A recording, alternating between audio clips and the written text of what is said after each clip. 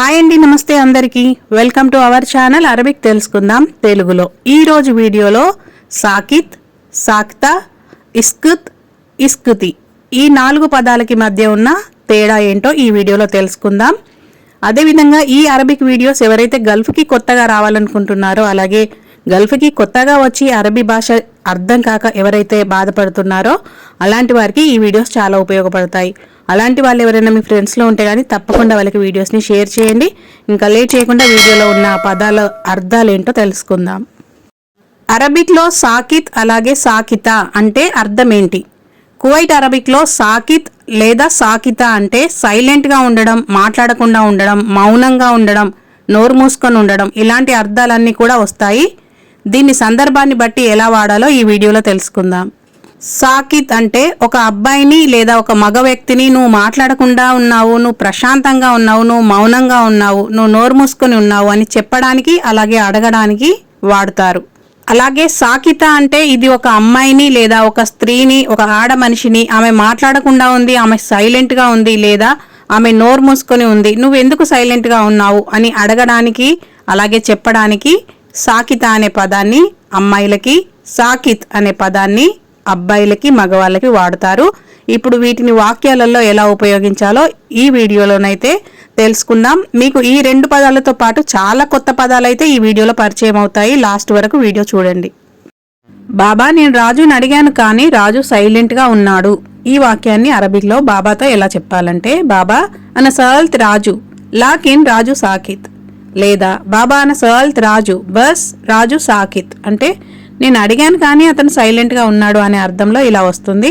ఇక్కడ అడిగాను అని చెప్పాలంటే సాల్త్ అని అంటారు. బస్ అంటే కానీ లేదా అయితే, ఈ 2 అర్థాలు కూడా వస్తాయి. ఒక్కోసారి చాలు అని చెప్పడానికి కూడా బస్ అని అంటారు. లాకిన్ అన్నా కూడా కానీ అనే అర్థం వస్తుంది.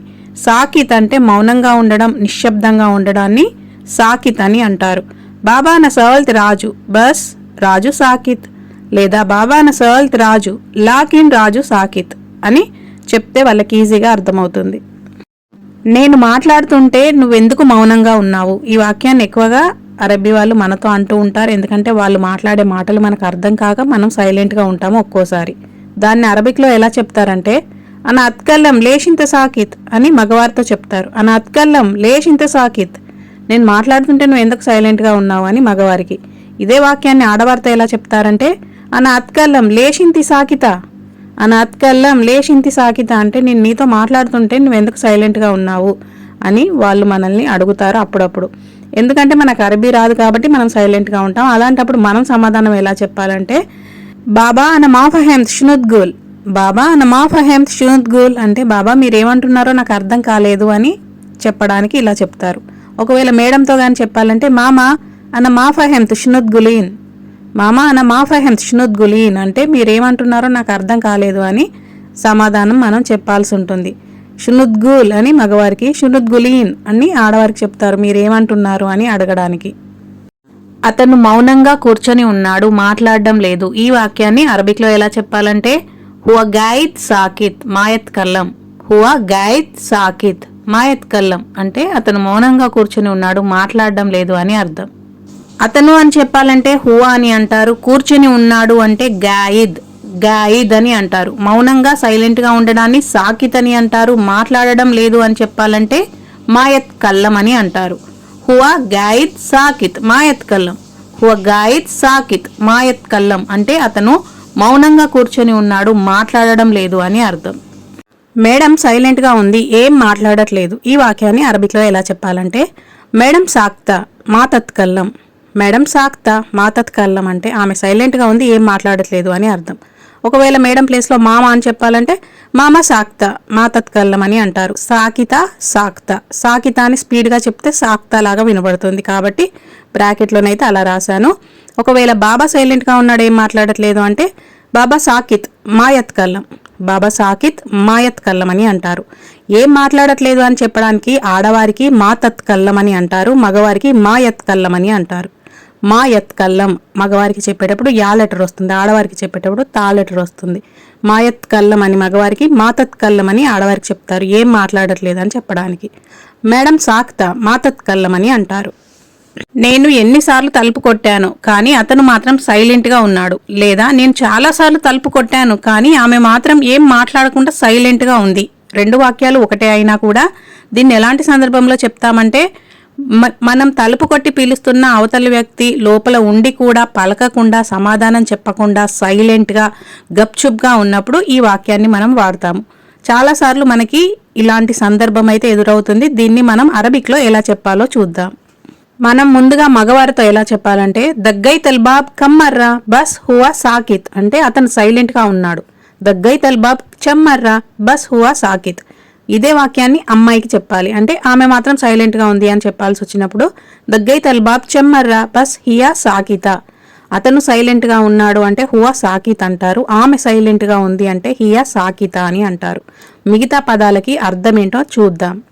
దగ్గైత్ అంటే నేను కొట్టాను లేదా నేను తట్టాను అని అర్థం. అల్బాబ్ అంటే తలుపు, అల్బాబ్ లేదా బాబ్ అన్న కూడా తలుపు అని అర్థం వస్తుంది.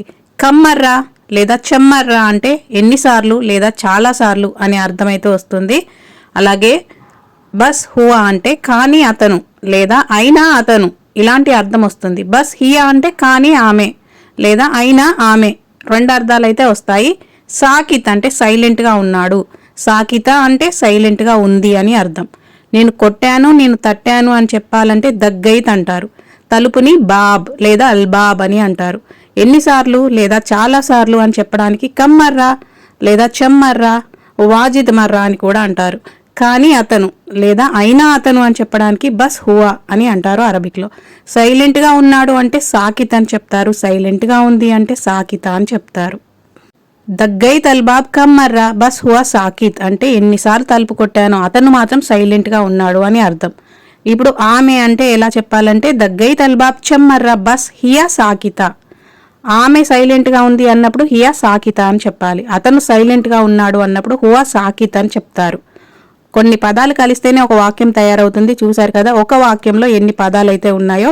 ఈ విధంగా మనకి అరబీ పదాలను తెలుగులో ఏమంటారో తెలిస్తే గనక మనం చాలా సులభంగా అరబీ భాషని మాట్లాడేయచ్చు.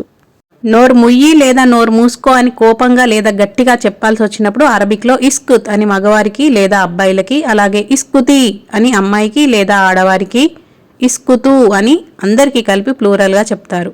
ఇస్కుత్ అని మగవారికి, ఇస్కుతి అని ఆడవారికి, అందరికీ కలిపి చెప్పాలంటే ఇస్కుతు అని అంటారు. అహ్మద్ కాసేపు నోరు మూసుకో, నన్ను మాట్లాడనివ్వు. ఈ వాక్యాన్ని అరబిక్లో ఎలా చెప్పాలంటే, యా అహ్మద్ ఇస్కుత్ షోయ్యా ఖల్లీని అత్కల్లం. యా అహ్మద్ ఇస్కుత్ షోయ్యా ఖల్లీని అత్కల్లం అని అంటారు. ఇస్కుత్ షోయ్యా అంటే కొద్దిసేపు నోరు మూసుకో అని అర్థం. ఖల్లీని అత్కల్లం అంటే నన్ను మాట్లాడనివ్వు అని అర్థం వస్తుంది. నోరు మూసుకో, ఎందుకు అంత ఎక్కువగా మాట్లాడుతున్నావు. ఈ వాక్యాన్ని మగవారికి ఎలా చెప్తారంటే, ఇస్కుత్ లేష్ తత్కల్లం వాయిద్. ఇస్కుత్ లేష్ తత్కల్లం వాయిద్ అంటే నోరు మూసుకో, ఎందుకు అంత ఎక్కువగా మాట్లాడుతున్నావు అని అర్థం. ఆడవాళ్ళకి ఎలా చెప్తారంటే, ఇస్కుతి లేష్ తత్కల్లమీన్ వాయిద్. ఇస్కుతి లేష్ తత్కల్లమీన్ వాయిద్ అని ఆడవాళ్ళకి చెప్తారు. ఇస్కుత్ అని మగవారికి, ఇస్కుతి అని ఆడవాళ్ళకి చెప్తారు నోరు మూసుకో అని చెప్పడానికి.